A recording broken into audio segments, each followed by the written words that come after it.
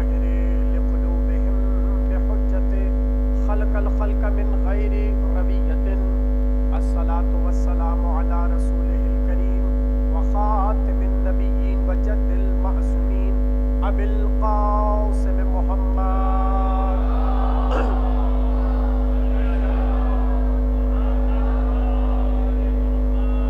وآله الطيبين الطاهرين المعصومين الذين أذهب الله عنهم الرجس وطهرهم تطهيرا.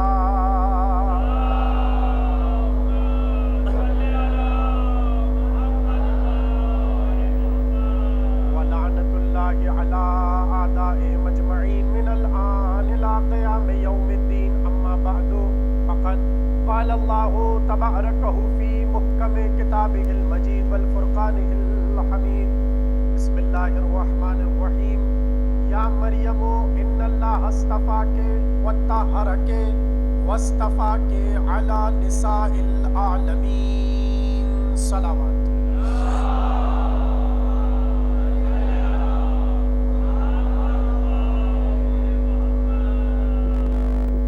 سلسلے کی دوسری تقریر آپ حضرات یہاں پر سماعت فرما رہے ہیں.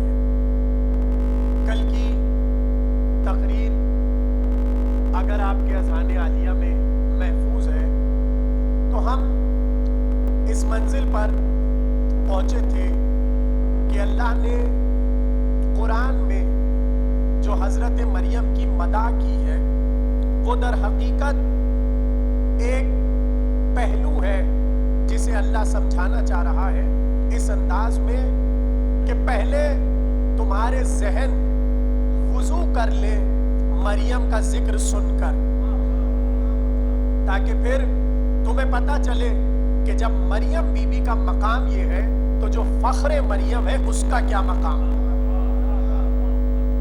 اسی کو میر انیس نے بھی عجیب طرح اپنی بیت میں لکھا کہ کاغذ پا پہلے سورہ مریم کا دم کروں تب فاطمہ کی عفت و عصمت رقم کروں. یعنی گویا یہ وضو ہو رہا ہے ذکر حضرت مریم سے. اور کل کی تقریر اگر آپ کے ذہنوں میں ہے تو بس میں وہیں سے جوڑ رہا ہوں، بہت توجہ سے سنیے گا. صلوات پڑھیے. نہیں ضرورت نہیں، یہ سب پہلے کے کام ہیں، یہ پہلے کی بات ہے. مل کے بلند آواز میں صلوات پڑھے سب. اللہم صلی علی. سب کی توجہ ہے میرے ساتھ. تو کل میں نے یہ گفتگو کی کہ ملائکہ بزم مریم میں ہے اور مریم کو مخاطب کر کے کہہ رہے ہیں اے مریم اللہ نے آپ کو چن لیا، اللہ نے آپ کو طاہرہ بنایا، اللہ نے آپ کو چن لیا عالمین کی عورتوں پر. تو مریم کا اسٹیٹس یہ ہے کہ ہر عورت پر مریم کی سرداری ہے. یعنی جہاں جہاں عالم میں عورت بس رہی ہے اس پر مریم کی سرداری ہے. تو اب ذہنوں میں یہ سوال ابھرتا ہے اگر مریم عالمین کی عورتوں کی سردار ہے تو جو فخر مریم ہے ان کے لیے بھی نبی نے کہا یا سیدۃ النساء العالمین. زہرا بھی عالمین کی عورتوں پر سردار، مریم بھی عالمین کی عورتوں پر سرداری رکھتی ہے. تو سوال یہ ہے کہ دونوں میں فرق کیا ہے؟ تھوڑا سا بولیے، بولنا پڑے گا تھوڑا سا تاکہ مجھے سمجھ آئے کہ بات پہنچ رہی ہے. پتہ کیسے چلے گا؟ اس لیے کہ جو بات مریم کے لیے آئی وہی بات جناب زہرا کے لیے آئی. تو کوئی تو ایسی باریک منزل ہوگی کہ جس سے یہ طے کیا جائے کہ کون بی بی کس سے افضل ہے، کون بی بی کس سے افضل ہے. تو یہ کسی نے سوال چھیڑ دیا بزم رسول میں اور یہ پوچھا کہ آپ کہتے ہیں کہ فاطمہ زہرا سلام اللہ علیہا عورتوں کی عالمین پر سرداری رکھتی ہے اور مریم کے لیے قرآن نے کہا کہ یہ بھی عورتوں کی عالمین پر سرداری رکھتی ہے. تو دونوں میں فرق کیا ہے؟ تو مسکرا کر نبی نے کہا مریم اپنے عہد میں عالمین کی عورتوں کی سردار تھی. یعنی پیغمبر نے زمانے کو عہد کو قید کر کے بتا دیا جب سے مریم آئیں اور جب تک دنیا میں رہی اس وقت تک عالم میں پائی جانے والی عورتوں کی سرداری مریم کے پاس تھی، مگر جیسے ہی مریم بی بی زمانے سے رخصت ہوئی سرداری ختم۔ یہ ہے زمانے کی قید۔ مگر جب جناب زہرا کا ذکر آیا تو نبی نے کہا وہ اولین سے لے کے آخرین تک عورتوں کی سردار ہے۔ اب اس میں قید نہیں ہے، یعنی جب سے عالم ہے، جب سے عالم ہے اس وقت سے عالم پر اگر بسنے والی کوئی ایک بھی عورت پائی جاتی ہے، پتہ نہیں جملے کی قدر کریں گے یا نہیں، اگر عالم کی ابتدا سے ایک عورت بھی زمانے میں بس رہی ہے تو اس کی سردار جناب زہرا ہے۔ تو ایک دور ایسا بھی گزرا ہے کہ جب عالم میں بس ایک عورت تھی جس کا نام ہے حوا، مگر حوا سردار نہیں ہے، حوا کی سردار بھی فاطمہ زہرا۔ اور یہ جملے کوئی میں اپنے پاس سے خطابت میں تھوڑی کہہ رہا، یہ حدیث رسول کی روشنی میں کہہ رہا ہوں۔ تو بات سمجھ آئی کہ نہیں آئی؟ یعنی جہاں فضیلت مریم کا اختتام ہے وہاں سے آغاز فضیلت حضرت زہرا ہے۔ اور اب میں جوڑ رہا ہوں کل کی تقریر سے کہ قرآن نے تعارف کروایا اور اس انداز میں کروایا، اے مریم اللہ نے تمہیں چن لیا، اللہ نے تمہیں طاہرہ کیا، اور اللہ نے تمہیں چن لیا عالمین کی عورتوں کی سرداری پر۔ یہاں تک ہے نا آپ میرے ساتھ؟ اب میں نے کل یہ سوال اٹھایا تھا کہ جب ایک بار چن لیا تو دوسری بار لفظ چناؤ، یہ بچے کیا اسے مسجد کو میدان سمجھ رہے ہیں؟ ایک آتا ہے، دوسرا جاتا ہے، تیسرا آتا ہے، چوتھا، کیا ہو رہا ہے؟ ذرا مجلس کا ماحول بنائے، ایسا لگ رہا ہے میں میدان میں تقریر کر رہا ہوں، نشتر پارک میں بیٹھا ہوں۔ صلوات پڑھیے محمد و آل محمد پر، اللہم صلی علی، مل کے بلند آواز میں صلوات پڑھیے۔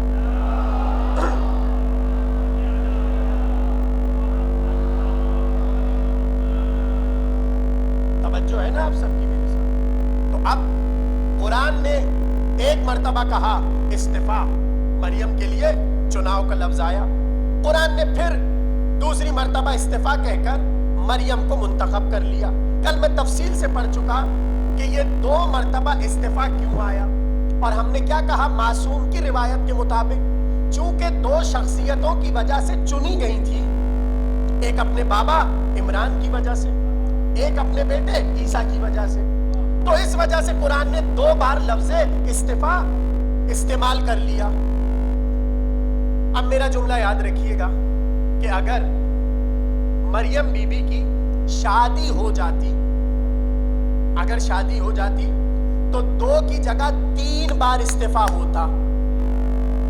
اب یہ میں اپنے پاس سے ایک جملہ کہہ رہا ہوں اور میں دلیل دیتا ہوں۔ دیکھیں ابھی قرآن میں 2 بار لفظ استفاء ہے، لیکن اگر مریم بی بی کی شادی ہو جاتی تو کتنی بار ہوتا؟ سب بولیے، 3 بار۔ کیوں ہوتا؟ اس لیے کہ مریم کی شادی کسی اہرے غیرے سے تو نہ ہوتی، کم سے کم وہ بھی اس اسٹیٹس پر ہوتا کہ یہ طاہرہ بی بی ہے، یہ نور والی بی بی ہے، یہ بطول بی بی ہے۔ اور یہی وجہ ہے کہ حدیث میں آیا کہ مریم کی شادی اس لیے نہیں ہوئی کہ مریم کے عہد میں ان کا کوئی کفر نہیں تھا، کوئی مریم کی ٹکر کا نہیں تھا، کوئی مریم کے برابر نہیں تھا، کوئی مریم کے کیلیبر کا نہیں تھا اور اسٹیٹس کا نہیں تھا، ہم سر نہیں تھا، اس لیے کیا ہوا؟ مریم کی شادی ہوئی نہیں۔ اب میرا جملہ ضائع تو نہیں کریں گے؟ بولیے، پہلے کچھ کہنا چاہ رہا ہوں، اور وہ یہ ہے، کیا آپ نے تاریخ میں کبھی پڑھا ہے کہ کوئی مریم کا رشتہ لے کر آیا ہو؟ میں پڑھ کر بول رہا ہوں، میں نے بہت کھنگالا اور تلاش کیا، کوئی تو ایک چلا ہو زکریا کے پاس آ کر کہا ہو مریم کی شادی ہم سے کر دیجئے۔ کہیں آپ کو شیعہ سنی کسی تاریخ میں تفسیر میں نہیں ملے گا کہ کوئی آیا ہو زکریا کے پاس اور کہا ہو کہ مریم کی شادی ہم سے کر دیجئے۔ تو ایسا کیوں نہیں ہوا؟ اس لیے کہ سب جانتے تھے ہماری اوقات کیا ہے۔ لیکن کتنے عاقل ہیں، انہیں پتا ہے یہ بطول ہے، انہیں پتا ہے یہ معصومہ ہے۔ یا جملے پلٹ کر کہہ دوں انہیں پتا ہے یہ اللہ کے گھر پلی ہے بڑی ہے. بولیے بولیے تھوڑا سا بولیے. یہ مریم بی بی کہاں پر پلی بڑی؟ اللہ کے گھر پلی بڑی. یہ تو پتا ہے نا آپ کو اللہ کے گھر میں حضرت مریم کی زندگی گزری. تو جب گزر گئی تو سب کو یہ معلوم تھا. صلوات پڑھے محمد و آل محمد.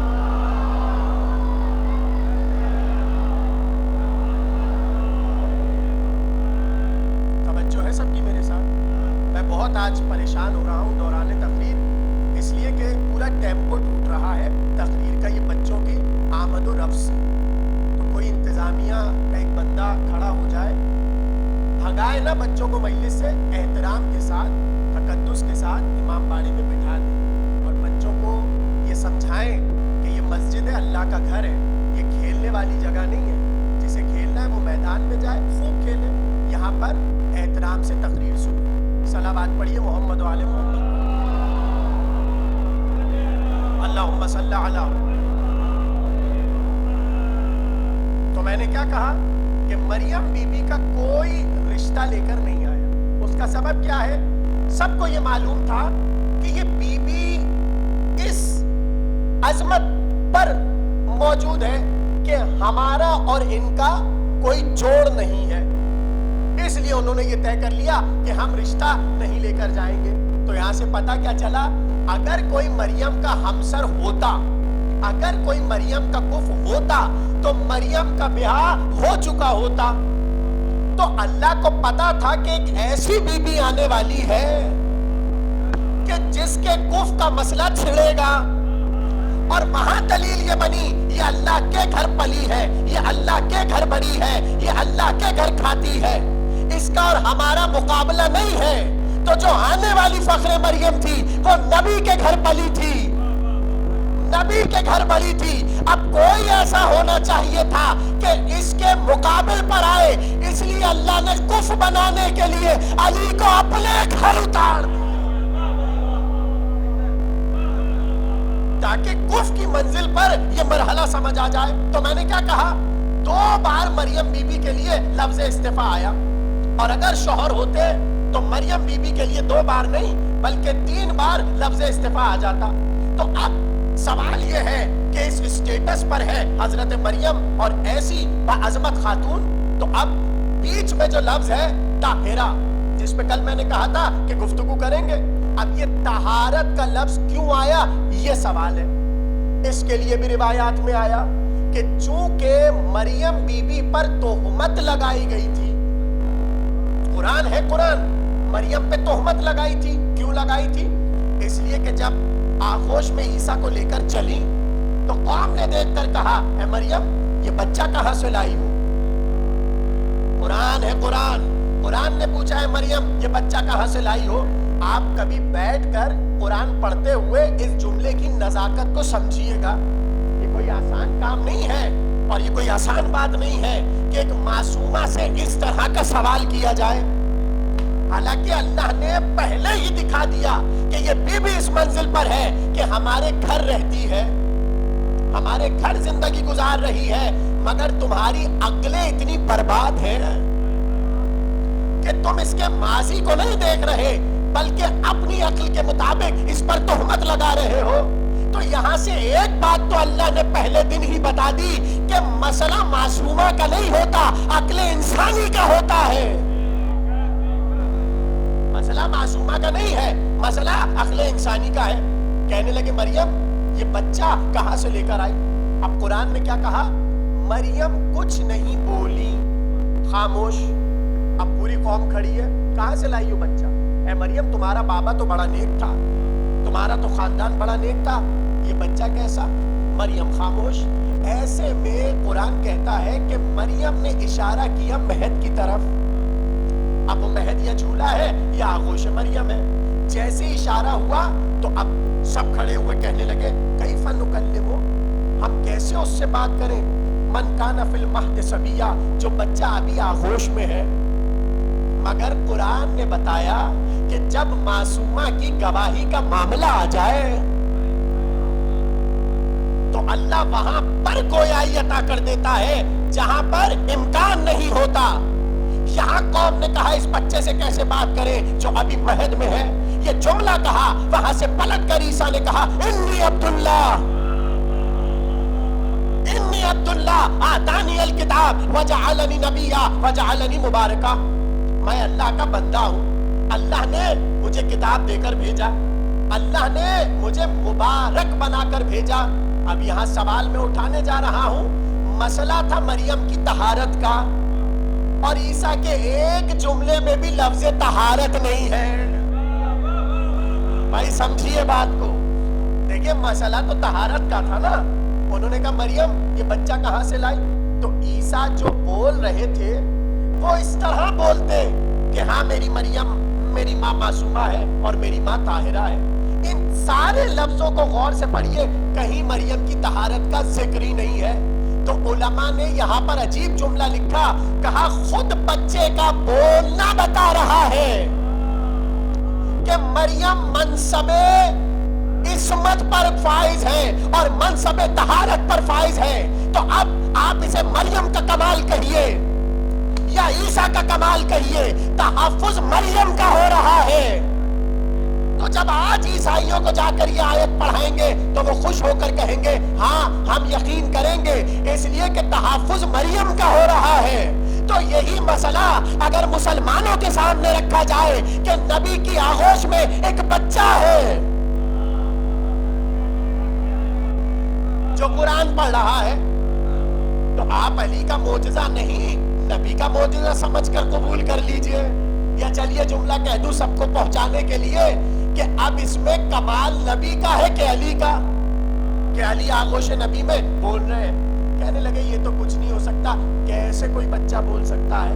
اچھا, جنہوں نے رد کیا انہوں نے یہ بھی لکھا کہ اگر کسی سڑک سے گزر رہے ہیں اور کنکر پڑا ہوا ہے اور اسے ہاتھوں پر اٹھا لے تو وہ بولنے بھی لگتا ہے, کلمہ بھی پڑھتا ہے. تو اس میں پتھر کا کمال ہے کہ نبی کا دست نبوت کا کمال ہے. تو عجیب عقل ہے نا, دست نبوت پر پتھر بولے تو واہ, اور دست نبی پہ علی بولے تو لا حول ولا قوت. صلوات پڑھیے محمد و آل محمد. اللہم صلی علی. توجہ ہے نا سب کی؟ بابا میں تقریر کو سمیٹ رہا ہوں, بہت توجہ سے سنیے. اب ہوا کیا, قرآن نے مریم بی بی کے لیے لفظ طاہرہ رکھا. اب سوال یہ ہے کہ عیسیٰ نے تو گواہی دے دی اور یہ بات تمام کر دی, یہ کہہ کر کہ میں اللہ کا بندہ ہوں, میں اللہ کا نبی ہوں, مجھے کتاب دے کر بھیجا, بات ہو گئی تمام. لیکن دیکھیے اہل بیت اور قرآن کو ساتھ رکھنے کا فائدہ کیا ہے. قرآن یہاں آ کر خاموش ہو گیا, مگر جب امام سے یہ قضیہ اور یہ مسئلہ پوچھا تو امام نے کہا عیسیٰ نے بس اتنا تھوڑی کہا, ایک جملہ اور کہا تھا جو قرآن میں نہیں ہمارے ہاں ملے گا. تو کچھ سمجھے آپ؟ یعنی بہت سی چیزیں قرآن, چونکہ صبح قیامت تک جانا ہے, بہت مختصر سی کتاب ہے, اب ہر بات تو قرآن میں وضاحت سے نہیں ہو سکتی. قرآن تو بس لفظ کہے گا اور اشارے کرے گا اور کنائے دے گا. اب اس کی تفصیل کہاں سے پوچھنی ہے؟ اہل بیت سے. قرآن بس اتنا کہے گا کہ اے اہل بیت تمہیں طاہر کر دیا. قرآن نام نہیں لے گا, قرآن کہے گا کہ ایک بندہ ہے جس نے ہماری مرضیوں کی خاطر اپنی جان کا نذرانہ پیش کیا اور بستر پر سو گیا.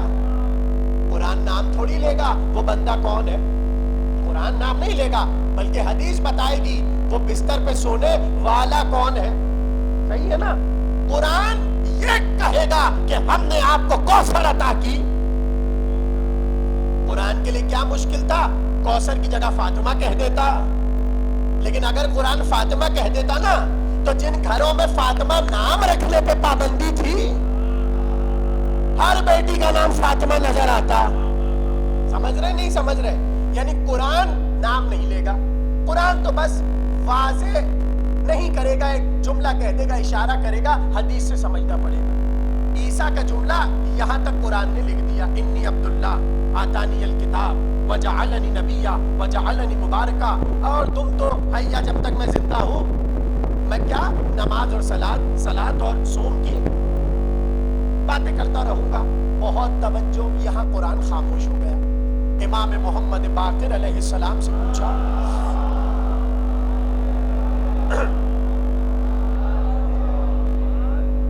اب اس بات کو جوڑیے کہ قرآن یہاں پر رکا، معصوم نے بات کو آگے بڑھایا اور لفظ طاہرہ پر بات ہو رہی ہے کہ طاہرہ مریم کو کیوں کہا۔ راوی آیا اور آ کر امام سے کہنے لگا، یہ قرآن میں یہ باتیں کی، کیا بس یہاں پر بات تمام ہو گئی؟ امام نے کہا نہیں، عیسیٰ نے آگے کچھ اور بھی کہا تھا۔ کہا مولا کیا؟ کہ جیسے عیسیٰ نے جملے کہے نا اور ماں کی عصمت کی گواہی دی اپنے کلام سے، تو اس وقت بھی بہت سی ایسی عورتیں وہاں کھڑی تھیں کہ جنہوں نے عیسیٰ کی گواہی کے بعد بھی مریم کو جھٹلایا۔ اب یہ امام کی حدیث ہے، یعنی وہ کانے نہیں ہوئے، قبول نہیں کیا، وہ ابھی بھی مریم کو جھٹلا رہے ہیں۔ طاہرہ کو سمجھیے۔ تو اب اس نے، راوی نے امام سے پوچھا، پھر عیسیٰ نے پلٹ کر کیا کہا؟ کہ سنو، عیسیٰ نے ان عورتوں کی طرف دیکھ کر کہا، اقسم باللہ لأضربن کل امرأۃ منکن حدا لافترائکن علی امی۔ اب ترجمہ سنیے، عیسیٰ نے کہا سنو اے ساری عورتوں جو کھڑی ہوئی ہو اور میری ماں پر تہمت لگا رہی ہو، میں تم سب کو ضرور بضرور سزا دوں گا اور حد جاری کروں گا، کیونکہ تم نے میری ماں پر تہمت لگائی ہے۔ اب توجہ سے سنیے گا، یہ قصہ ہو گیا۔ راوی نے امام سے پوچھا، جب عیسیٰ یہ جملہ کہہ چکے تو کیا عیسیٰ نے اسی وقت سب کو مارا؟ امام نے کہا اس وقت نہیں، حد جاری کی، اس وقت سزا نہیں دی، مگر دی۔ اب وہ کب دی ہمیں نہیں پتا، لیکن کبھی تو دی ہوگی۔ بھائی تھوڑا سا گردنوں کو ہلا دینا اگر بات سمجھ آ رہی ہے تو، کبھی تو دی ہوگی، لیکن روایت میں نہیں ہے کب دی، کیسے دی، کچھ نہیں پتا، کبھی تو دی ہوگی۔ چلیے میں اور شدت سمجھا دوں۔ ایک تو نبی جھوٹ نہیں بولتا، پہلی بات نبی جھوٹ نہیں بولتا۔ دوسری بات کہ نبی کے جو یہاں کلمات ہیں جو امام نے بتائے اس کو سمجھیے، بات کہاں سے شروع ہو رہی ہے؟ اقسمو، نبی جھوٹی قسم نہیں کھاتا، باللہ، اللہ کی قسم کھا کر بتایا یہ سچ ہے۔ اب عربی زبان کے مطابق یہاں جو لفظیں استعمال ہوئی ہیں اور حرف استعمال ہوئے ہیں وہ سب تاکید والے ہیں۔ لام تاکید، نون یہ جو ثقیلہ ہے یہاں پر یہ تاکید کے لیے آیا ہے، یعنی تاکید کر کر کے عیسیٰ نے بتایا میں یہ کام کروں گا، لیکن اس وقت یہ کام نہیں کیا۔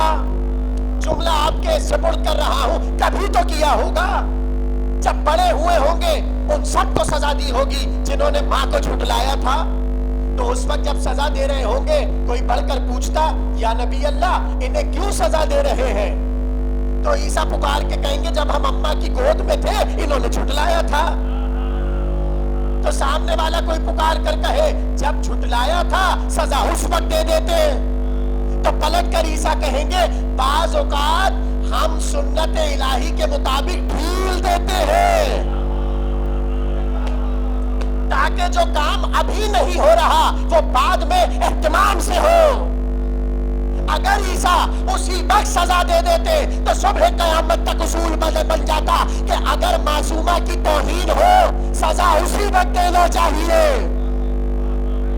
میں ایام فاطمیہ میں تقریر کر رہا ہوں، کسی اور بی بی کو بھی جھٹلایا تھا مگر علی نے دشمنوں کو سزا نہیں دی، ڈھیل دے کر بتایا سزا پکی ہوگی، مہدی لے گا۔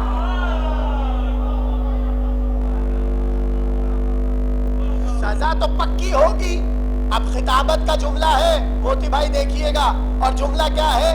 جب سزا دیں گے صاحب الامر، انہیں جنہوں نے جو کیا جناب سیدہ کے ساتھ، تو اس وقت کوئی پکار کرے گا ان کو سزا کیوں دے رہے ہیں اور ان کو سزا کیوں دے رہے ہیں، تو پھر حضرت بتائیں گے نا کہ انہوں نے جدہ کے ساتھ کیا کیا تھا۔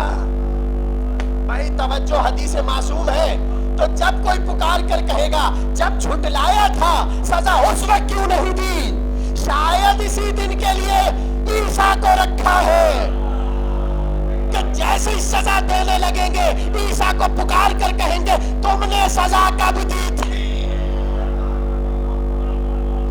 صلوات پڑھیے بلند آواز میں، اللہم صلی علی۔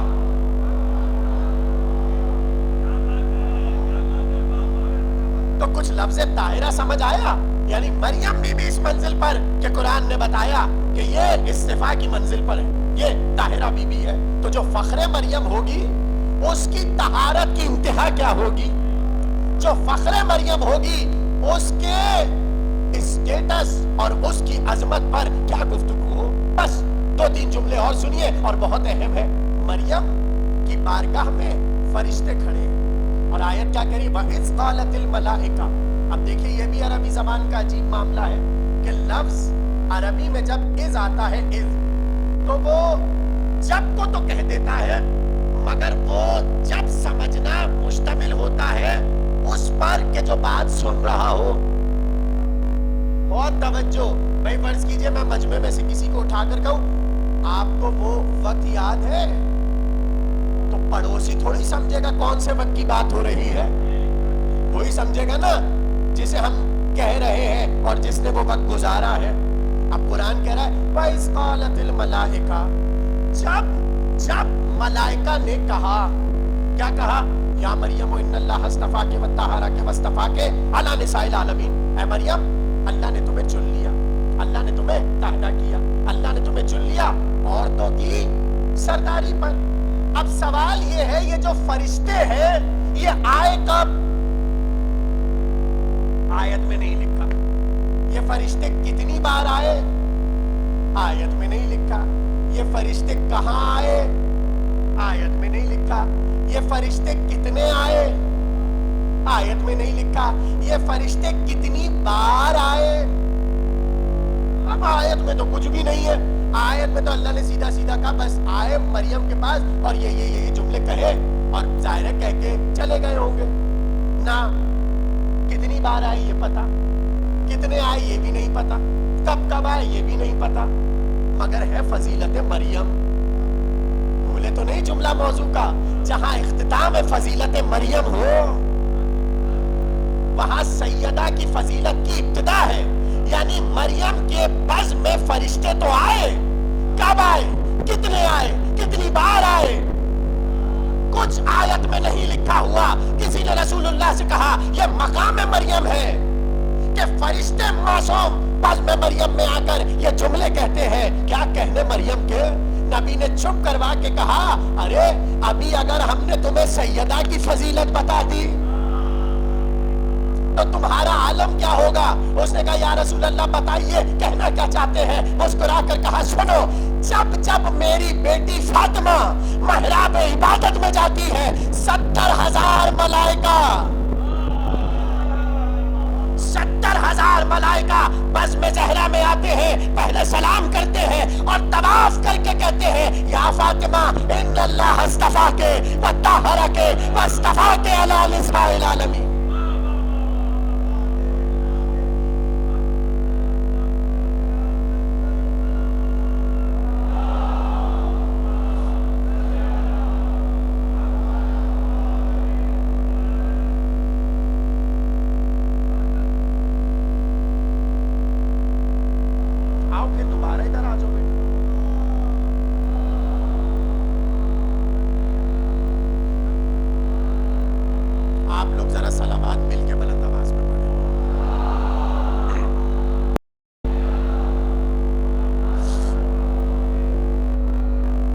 سمجھ آئی کہ نہیں آئی؟ یعنی حضرت مریم پر کتنے فرشتے آئے، کب آئے، کچھ نہیں پتا، مگر جب جناب سیدہ کی بات آئی تو رسول اللہ نے کیا کہا؟ جب میری بیٹی محراب عبادت میں جاتی ہے، یعنی اب جب سیدہ محراب عبادت میں جائے تو 70,000 فرشتوں کا بس ایک کام ہے، یہاں زہرا محراب عبادت میں جائے، وہاں وہ سیدہ کے طواف کے لیے آئے، زہرا بی بی عبادت کرتی رہے اور وہ ایک جملہ کہتی رہے یا فاطمہ ان اللہ اصطفاک وطہرک واصطفاک علی نساء العالمین۔ بس تمام ہو رہی ہے تقریر، آج کی حد تک ایک روایت سنیے اور مجھے اجازت دیجیے۔ تو نبی کا دستور یہ تھا کہ اگر کوئی فضیلت مریم پر بحث شروع کر دے تو نبی موقع تلاش کرتے تھے کہ کس طرح میں زہرا کا تذکرہ کروں. یہ میں بہت ذمہ داری سے جملہ کہہ رہا ہوں. بات ہو رہی ہے مریم کی اور نبی ذکر مریم کر کے فوراً میری طرف دیکھیے گا، پہلے یہاں پر ذکر مریم لے جاتے اور ذہنوں کو آمادہ کرتے. جب وہ یہاں تک مریم کا ذکر سن چکے ہوتے پھر نبی یہاں سے زہرا کا ذکر شروع کرتے اور بتاتے کہ میری بیٹی فاطمہ زہرا کیا ہے. یہاں تک کہ لقب آ گیا بی بی کا. نبی نے فرمایا ہیا مریم الکبریٰ، میری بیٹی مریم کبریٰ ہے. پتہ نہیں آپ یہ سمجھے بات یا نہیں سمجھے. یعنی وہ مریم جس کا قصیدہ قرآن پڑھ رہا ہے وہ ہے صغریٰ، اور جس کا قصیدہ لسان محمد سے ادا ہو رہا ہے وہ ہے کبریٰ. یہ مریم صغریٰ یا مریم الکبریٰ، میری بیٹی زہرا مریم کبریٰ ہے. اسی طرح بس آخری روایت سنی اور مجھے اجازت دیجئے. نبی کی بزم سجی ہوئی ہے اور تذکرہ کس کا ہو رہا ہے؟ مریم کا. اور ایسے میں وہی جہاں سے میں نے تقریر شروع کی، کسی نے کہا مریم بھی عورتوں کی سردار اور زہرا بھی عورتوں کی سردار، تو فرق کیا ہے؟ کیا کہا نبی نے؟ وہ صرف اپنے عہد کے عورتوں کی سردار تھی عالمین پر، مگر زہرا کو عہد میں قید نہیں کیا جا سکتا. عہد میں سیدہ بی بی قید نہیں ہو سکتی، یعنی من الاولین الی الاخرین، سیدہ سب کی سردار. آخری جملہ. ایسے میں بات ظاہر ہے کہ مریم اور زہرا بی بی کی ہو رہی ہے تو پھر نبی نے بتایا سنو تم مریم کو جانتے کیا ہو؟ کیا جانتے ہو تم مریم کو؟ امت نے بتایا مریم یہ سب قرآن نے کہا. اب نبی نے کہا سنو میری بیٹی زہرا کیا ہے.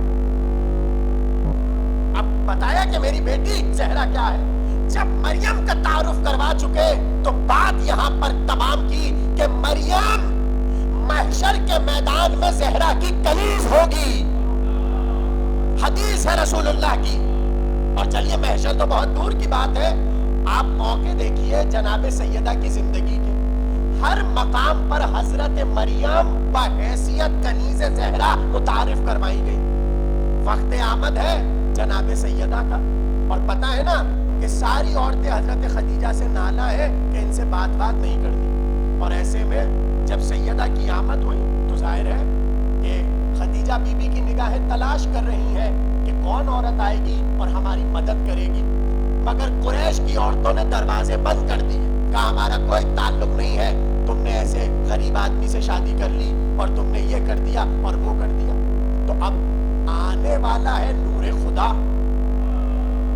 تو اللہ نے کہا ہے خدیجہ ہمیں ان قریش کی عورتوں کی ضرورت نہیں ہے، چونکہ نور ہمارا ہے تو کنیزیں بھی ہماری ہوں گی.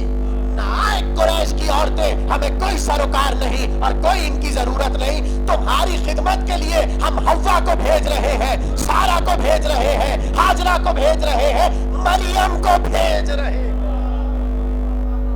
تو اب سمجھ آیا کہ مریم بی بی جہاں فضیلتوں میں گھری ہوئی ہے مگر جہاں اختتام ہے وہاں سیدہ بی بی کی فضیلت کی ابتدا ہے. بس آخری روایت اور مجھے اجازت دیجیے.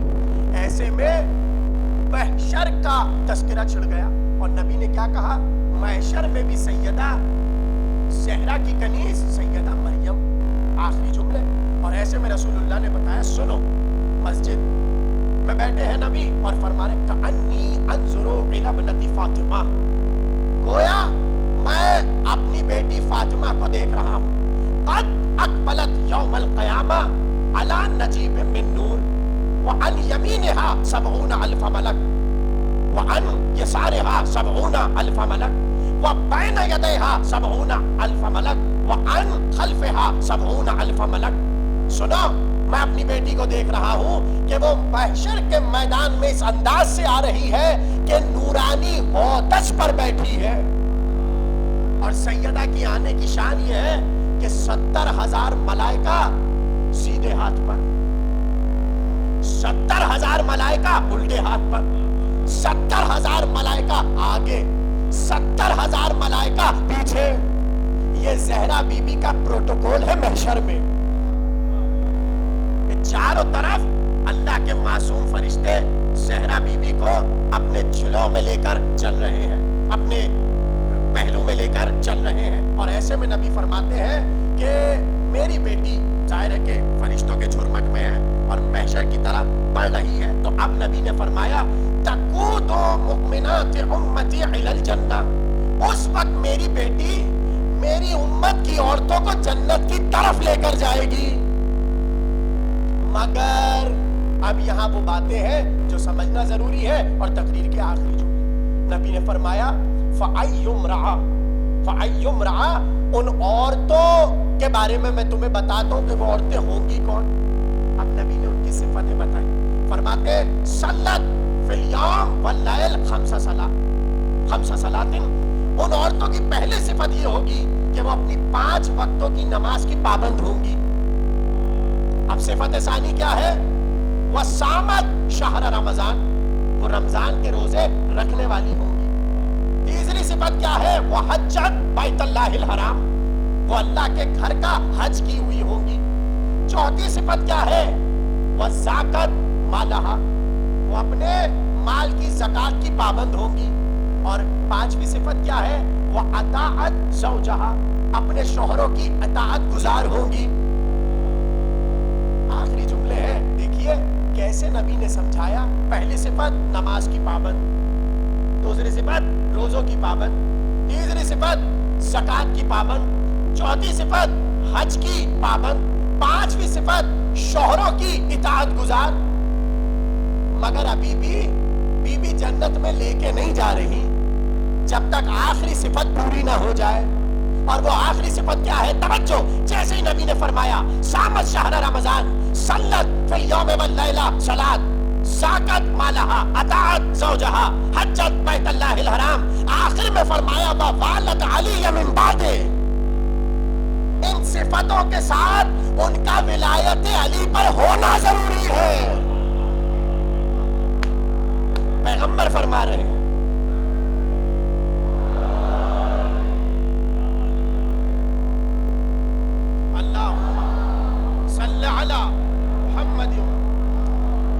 بھائی بوجھل تو نہیں ہو رہی بات، آخری جملہ ہے تقریر کا۔ نبی نے کیسے کہا کہ وہ نمازوں کی پابند، مگر روزے کی پابند ہونا ضروری ہے، یعنی فقط نماز پر شفاعت نہیں ہوگی، روزہ ضروری ہے، فقط روزے پر شفاعت نہیں ہوگی، حج ضروری ہے، فقط حج پر شفاعت نہیں ہوگی، شوہر کی اطاعت ضروری ہے، فقط شوہر کی اطاعت پر شفاعت نہیں ہوگی، مال کی زکوٰۃ ضروری ہے، اور فقط 5 چیزوں پر شفاعت نہیں ہوگی، ولایت علی ضروری ہے۔ حدیث رسول ووالت علی من بعدی، اور میرے بعد علی کی ولایت پر ہونا ضروری ہے۔ آخری جملہ ہے، ذرا لطف لے کے سنیے گا، جب یہ ساری صفتیں بتا چکے پھر فرماتے ہیں دخلت الجنہ بشفاعت ابنت فاطمہ، ان سب کے باوجود بھی انہیں زہرا کی شفاعت کی ضرورت ہے۔ بھائی کچھ کہہ رہے ہیں رسول اللہ، کہا نماز، روزہ، حج، زکوٰۃ، روزہ، ولایت، ان سب کے بعد بھی شفاعت کی ضرورت ہے۔ جملہ ضائع تو نہیں کریں گے، جب ولایت کے بعد شفاعت کی ضرورت ہے تو جہاں ولایت ہی نہیں ہے ان کا کیا ہوگا؟ بس ختم ہو گئی۔ اور پھر نبی نے یہ جملہ کہہ کے اپنی بات کو تمام کر دیا، کیوں؟ لِأَنَّهَا سَيَّدَةُ نِسَاءِ الْعَالَمِينَ مِنَ الْأَوَّلِينَ إِلَى الْآخِرِينَ، اس لیے کہ میری بیٹی اولین سے لے کر آخرین تک تمام عورتوں کی سردار ہے۔ بس کل گفتگو ہوگی اور آگے اس بات کو بڑھائیں گے، اور ظاہر ہے کہ کل آخری نشست ہے، تو آج کی حد تک ہم اتنا سمجھ گئے کہ جہاں مریم بی بی کی فضیلت کا اختتام ہو، وہاں سے حضرت زہرا کی فضیلت کی ابتدا ہوتی ہے۔ تو جو بی بی اتنی فضیلتوں میں گھری ہوئی ہو اور نبی بار بار امت کو تعارف کروائیں کہ یہ بی بی کون ہے، کیا کوئی یہ تصور کر سکتا تھا کہ جس کے لیے نبی اپنی مسند کو چھوڑ دے، ایک روز وہی بیوی دربار میں کھڑی ہوگی اور کوئی یہ نہ کہے گا زہرا بیٹھ جائیے؟ اللہ اکبر! بس 2 جملے ہیں مصائب کے، آپ کی آوازیں بلند۔ دیکھیں، رونے میں شرم محسوس نہ کیا کیجیے، اس لیے کہ یہ رونے کا تقاضا، یہ جو آپ روتے ہیں، یہ کوئی میرا تقاضا یا کسی عالم کا تقاضا نہیں ہے کہ بلند آواز میں رو، بلکہ یہ تو تقاضا مولا ہے، اس لیے کہ ابو بصیر پہلو میں بیٹھا ہے اور رو رہا ہے، گریہ کر رہا ہے۔ ایسے میں جب مجلس تمام ہوئی تو امام ابو بصیر کو دیکھ کر کہہ رہے ہیں، اے ابو بصیر، تم نے گریہ نہیں کیا، تم روئے نہیں، فوراً سے اپنا تر رومال نکال کر دکھا کر کہا، مولا یہ دیکھیے میرا رومال آنسوؤں سے تر ہے۔ تو پتہ ہے امام صادق نے پلٹ کر کیا کہا، اے ابو بصیر، تم نے گریہ کیا، خدا تمہیں سلامت رکھے، مگر ہمارا غم وہ غم ہے کہ اس طرح ہمارے غم میں رو جس طرح بوڑھی ماں جوان کے لاشے پہ روتی۔ اب سوچئے، یہ تقاضا معصوم ہے، تو اب آپ کو پتا ہونا چاہیے کہ آپ کو رونا کیسے ہے۔ ایک جملہ کہوں جسے ابھی بھی رونا نہیں آ رہا، آج اس بی بی کی شب شہادت ہے جو ہر مجلس میں آپ کی آنکھوں کے نیچے رومال پھیلا دیتی ہے اور گریے کا انتظار کرتی ہے، اور بڑے بڑے علماء، صاحب معالی السبتین نے لکھا کہ فاطمہ زہرا شہزادی آنسوؤں کو لے کر کربلا جاتی ہے۔ کربلا کیوں جاتی ہے؟ یہ حسین کے زخموں کا مرہم ہوتا۔ آپ کا رونا، آپ کے آنسو مرہم ہے حسین کے زخموں کے۔ مگر عجیب جملہ لکھا انہوں نے کہ زہرا بی بی جب لاشہ حسین پر اس رومال کو ملتی ہے، سارے زخم حسین کے مندمل ہو جاتے ہیں، بھرنے لگ جاتے ہیں، مگر 2 زخم ایسے ہیں جس کا کوئی نیم نہیں ہے، جس کا کوئی مداوع نہیں ہے۔ آگے بڑھ کر صاحب معالی السبتین نے لکھا، وہ 2 زخم میں بتاتا ہوں کون سے ہیں۔ ایک تو علی اکبر کی جوالی کا شب جمعہ ہے نا، اور معلوم ہے آپ کو کہ شب جمعہ ہمارے ہاں حضرت علی اکبر کا ذکر ہوتا ہے، تو یہ تو میں نے تبرکن کہہ دیا۔ اور دوسرا زخم کون سا ہے تو بڑھ کر انہوں نے ہی بتایا، ایک تو علی اکبر کی جوانی کا زخم ہے، دوسرا عباس کے شانوں کا زخم، جسے آج بھی سید الشہداء یاد کر کر کے روتے ہیں۔ بس تقریر تمام ہو گئی، شب شہادت ہے اس شہزادی کی کہ جس کے لیے لکھا یہ ہے کہ نبی جب نماز کے بعد زہرا کے دروازے پر آتے تھے، میں نے خود تاریخ میں پڑھا ہے، بہت دیر تک نبی دروازے پر کھڑے رہتے تھے، تو صحابہ مسجد سے نکل کر کہتے تھے، یا رسول اللہ بہت دیر سے زہرا بی بی کے دروازے پر کھڑے ہیں، کیا ہوا، دروازہ کیوں نہیں کھلا؟ تو نبی نے رو کر کہا، میں دروازہ آہستہ بجاتا ہوں۔ پتہ نہیں آپ کیا سن رہے ہیں، اس سے بڑا قیامت کا کیا جملہ ہوگا۔ نبی نے بتایا، میں اپنی بیٹی کا دروازہ آہستہ بجاتا ہوں۔ کہا کیوں یا رسول اللہ؟ کہا اس لیے کہیں میری بیٹی سہم نہ جائے، میری بیٹی گھبرا نہ جائے، میری بیٹی ڈر نہ جائے۔ میں ہاتھوں کو جوڑ کر کہوں، یا رسول اللہ، جس دروازے کو آپ آہستہ بجاتے تھے، آپ کے بعد وہی دروازہ ہے کہ روایت میں آیا، رفض فلانن علی بیت فاطمہ، کسی نے زہرا کے دروازے پر لات۔ اللہ اکبر! آپ نے گریہ کیا، مجلس ہو گئی، آخری جملہ، ہاں زیادہ رو۔ یہی تو وتیرہ نبی تھا، یہی تو روش پیغمبر تھی کہ نماز سے پہلے زہرا کا دروازہ، نماز کے بعد زہرا کا دروازہ، اور امت کو بتاتے تھے یہ وہ بیت ہے، یہ وہ گھر ہے کہ جس کی تعظیم کا اللہ نے حکم دیا ہے۔ بس آخری جملہ، نبی گزر گئے، زہرا روتی جاتی ہے، اور پتہ ہے نا مدینے والوں کو زہرا کا رونا اچھا نہیں لگتا تھا۔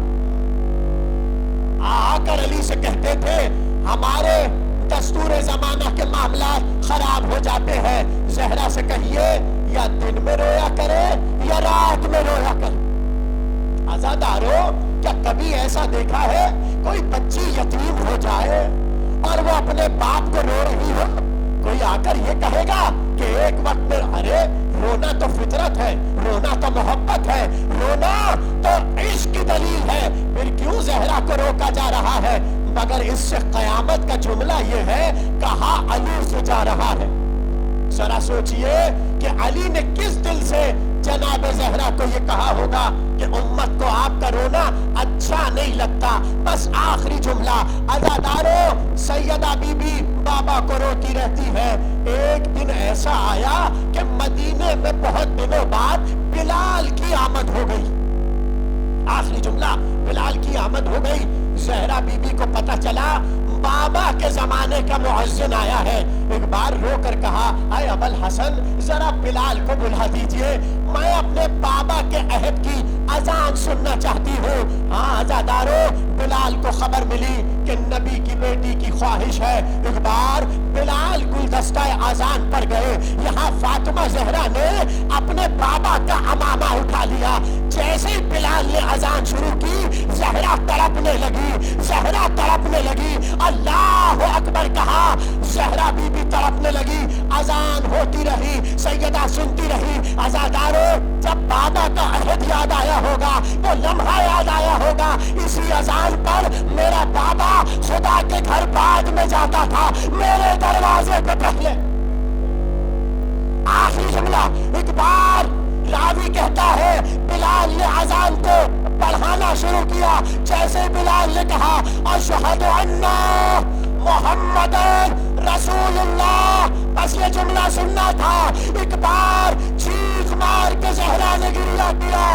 अज़ादारों, नबी की बेटी खाक पर गिर गई। मदीने वाले समझे ज़हरा दुनिया से कूच कर गई। बिलाल खामोश हुए। एक बार गश से चौकी रोकर कहा, बिलाल अज़ान को आगे बढ़ाओ। बिलाल ने हाथों को जोड़ कर कहा, ए शहजादी, मैं नहीं चाहता मेरी अज़ान से आपके दिल पर ईज़ा गुजरे। मैं हाथों को जोड़ कर कहो, ऐ बिलाल, बड़ा एहतराम किया, मगर यही ज़हरा उम्मत ने क्या क्या सितम कर। मातम हुसैन